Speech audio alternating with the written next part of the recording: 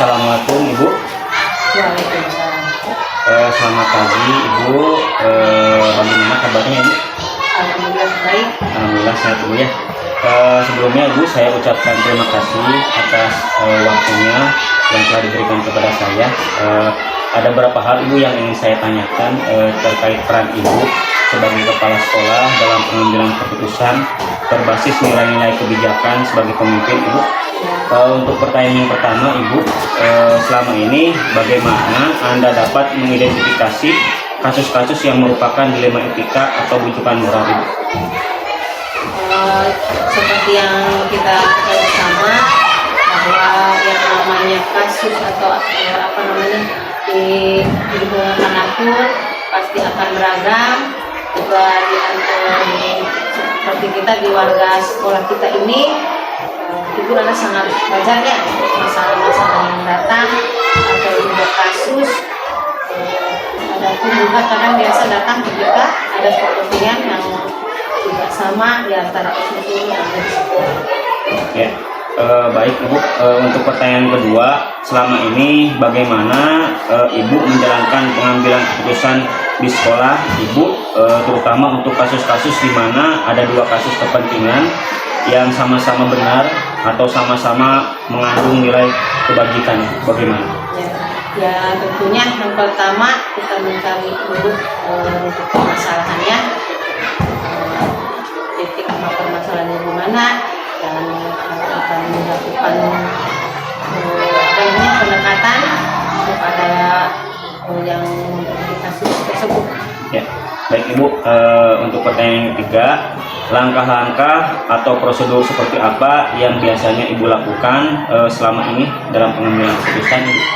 Yang diutamakan di dalam ini yaitu konsultasi dengan baik, dikonsultasikan dengan baik, dibicarakan dengan baik dengan yang mempunyai kasus tersebut. Baik Ibu, untuk pertanyaan yang ketiga Ibu, hal-hal apa saja yang selama ini Ibu anggap efektif dalam pengambilan keputusan pada kasus-kasus dilema etika yang Ibu hadapi? Tentunya akan intinya yaitu dengan memberikan pendampingan, juga memberikan arahan dengan menuju ke arah yang baik. Ya, terima kasih Bu. Untuk pertanyaan selanjutnya Ibu, apakah Ibu memiliki sebuah tata kala atau jadwal tertentu Ibu dalam sebuah penyelesaian kasus dilema etika yang Ibu hadapi? Apakah Ibu langsung menyelesaikan pada saat itu di tempat atau memiliki sebuah jadwal tertentu untuk menyelesaikannya? Bentuk atau prosedur apa seperti apa yang biasanya Ibu jalankan? Tentunya kalau membuat jadwal secara ini tidak hanya ada langkah-langkah gitu yang dipersiapkan. Baik Ibu, terima kasih. Untuk pertanyaan selanjutnya, adakah seseorang atau faktor-faktor apa yang selama ini memudahkan atau membantu Ibu dalam pengambilan keputusan dalam kasus-kasus yang Ibu alami masalah dilema etika Ibu? Ya, kalau di sekolah itu kan kita mempunyai partner kerja ya, yaitu komite sekolah yang sebagai wakil orang tua murid, tentunya ya, itu bekerja sama dengan ini. Terima kasih Bu. Untuk pertanyaan terakhir Ibu, dari semua hal yang telah tadi Ibu sampaikan, pembelajaran apa yang dapat Ibu petik dari pengalaman Ibu terkait pengambilan keputusan dilema etika? Untuk yang dapat saya simpulkan, kalau dalam dilema ini dapat diambil yaitu misalnya supaya kita lebih antara personil di sekolah biar lebih saling memahami, saling mengerti, dan juga saling bisa melengkapi satu sama lain. Baik Ibu, terima kasih Ibu. Pertanyaan-pertanyaan sudah Ibu jawab semua, dan mudah-mudahan apa yang tadi disampaikan dapat menjadi ilmu buat saya pribadi, pengetahuan baru buat saya, dan mudah-mudahan nanti bisa saya terapkan Ibu. Baik Ibu, terima kasih atas waktunya. Saya ucapkan sekali lagi, saya akhiri. Wassalamualaikum warahmatullahi wabarakatuh. Waalaikumsalam.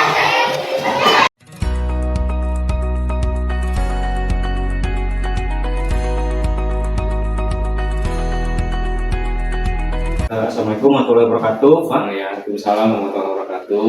Selamat siang, Pak. Siang, Pak. Ya, terima kasih Pak. Sebelumnya saya ucapkan atas waktunya yang Bapak berikan kepada saya di selang kesibukan Bapak.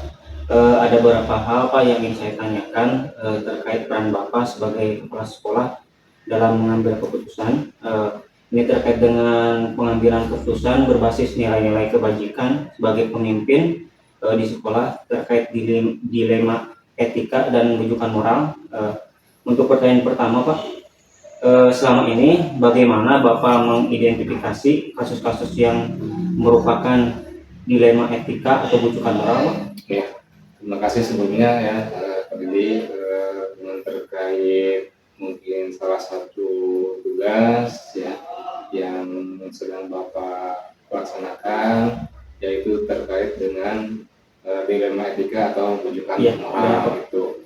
Nah, di sini terkait dengan saya sebagai seorang kepala sekolah di satuan pendidikan, ya tentunya terkadang ditemukan ya permasalahan-permasalahan ataupun kasus-kasus yang dihadapi, baik itu permasalahan yang keduanya bisa dijadikan artinya benar tetapi bertentangan dengan nilai kebajikan ya, atau yang kita kenal dengan istilahnya apa, dilematika etika, ataupun ya yang salah satunya benar dan yang lainnya salah gitu. Nah, tentunya sebagai seorang pemimpin di satuan pendidikan ya, kedua kasus itu ya dengan apa namanya tuh, cara saya yang pertama yaitu dengan cara mengidentifikasi kasus tersebut. Itu artinya ini memahami masing-masing permasalahan ataupun kasus yang sedang dihadapi gitu. Nah, tentu saja untuk memahami kasus-kasus tersebut ya saya harus artinya berkomunikasi ataupun misalnya dengan berkoordinasi dengan stakeholder ataupun pihak-pihak yang terlibat bila perlu, yang bila perlu saya lakukan gitu. Nah, terus apa? Setelah melakukan komunikasi ataupun koordinasi, tentunya dengan selanjutnya adalah dengan melalui pendekatan secara personal seperti itu. Nah, setelah permasalahan dipahami, ya maka akan terbentuknya, bukan artinya terpetanya jenis kasus tersebut, misalkan ataupun permasalahan tersebut. Artinya supaya untuk lebih mudah dicari solusinya seperti itu. Nah untuk itu ya artinya ada perlu pertanyaan-pertanyaan yang mengidentifikasi permasalahan tersebut. Nah seperti itu. Nah sehingga apa, sebuah kasus dapat dikatakan ya dilematika etika jika permasalahan tersebut itu tidak melanggar hukum serta norma-norma yang berlaku ya, sehingga ya menimbulkan ketidaknyamanan orang lain atau orang banyak. Nah sebaliknya, ketika kasus itu ya dianggap atau yang permasalahan itu dihadapi itu melanggar hukum dan menimbulkan keresahan bagi orang banyak ataupun orang lain, itu dikatakan sebagai kasus rujukan moral. Nah itu Pak ya, itu terkait dengan langkah-langkah serta apa mengidentifikasi permasalahan-permasalahan yang dihadapi ataupun kasus yang dihadapi mengenai dilema etika dan rujukan moral seperti itu Pak. Ya baik Bapak. Terima kasih.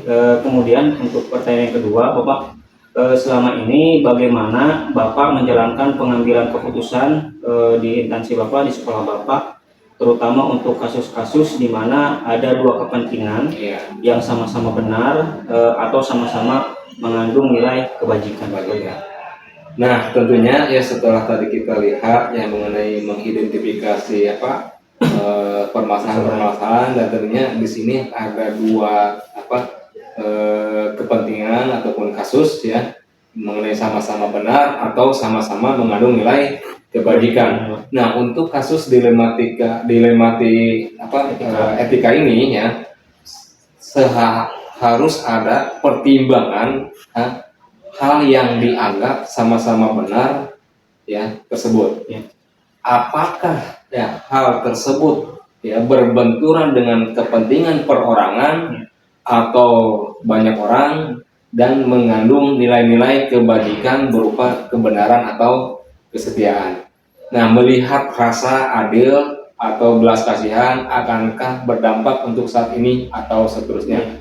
Nah, sehingga bisa dilihat ini ya bahwa ya dengan kasus etika ya dilematika etika ini, jadi harus mempertimbangkan ini untuk kepentingan perorangan atau orang banyak, sehingga ya kita bisa melihat ya akan berdampak apakah pada saat itu ya atau mendatangnya, Pak. Yang mendatangnya, seperti itu untuk yang pertanyaan yang kedua ini gitu. Baik Bapak, terima kasih. Selanjutnya untuk pertanyaan yang ketiga, langkah-langkah atau prosedur seperti apa yang Bapak biasanya lakukan selama ini dalam menentukan keputusan Bapak di instansi Bapak? Ya, baik. Berarti kalau misalkan contoh ya, ketika ada suatu permasalahan ataupun misalkan kasus yang sedang dihadapi, ya tentunya harus ada langkah-langkah dalam mencari solusi supaya supaya cepat dan tidak merugikan orang lain seperti itu. Dan tentunya jangan sampai menghakimi, misalkan permasalahan ini langsung dihakimi. Nah, tentunya ada langkah-langkah yang perlu ditempuh ya dalam permasalahan ini ya, sehingga permasalahan ini bisa tadi dicarikan solusinya dengan cara apa tadi. Dan tentunya kita akan mendengarkan secara sesama ya, dan tidak lupa suara hati dan kenyataan yang penalaran dan fakta harus sejalan untuk memilih keputusan yang kecil kerugiannya dan besar manfaatnya seperti itu. Nah, dengan mempertimbangkan, contoh kita di satuan pendidikan. Nah, kita mempertimbangkan peserta didik ya, jika kasus itu memang berhubungan dengan peserta didik ya, atau dengan kata lain orang banyak yang perlu didahulukan. Nah, dan tentunya langkah-langkah itu kan berarti kan tadi seperti awal kita harus komunikasi, koordinasi dengan pihak-pihak yang lain yang tentunya. Nah, tahap berikutnya setelah tadi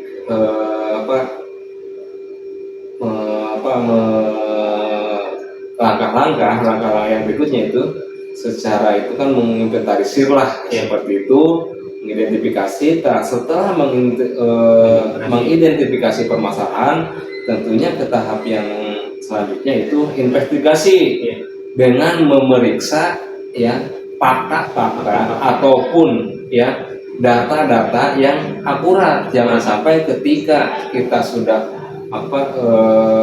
menginventarisir tetapi dengan data-data yang kurang akurat gitu. Nah, sehingga perlu ditinjau kembali ya, sehingga keyakinan atas kebenaran fakta-fakta itu sehingga bisa menghasilkan suatu keputusan ataupun solusi yang tepat ya, yang benar dan dapat tentunya dipertanggungjawabkan seperti itu.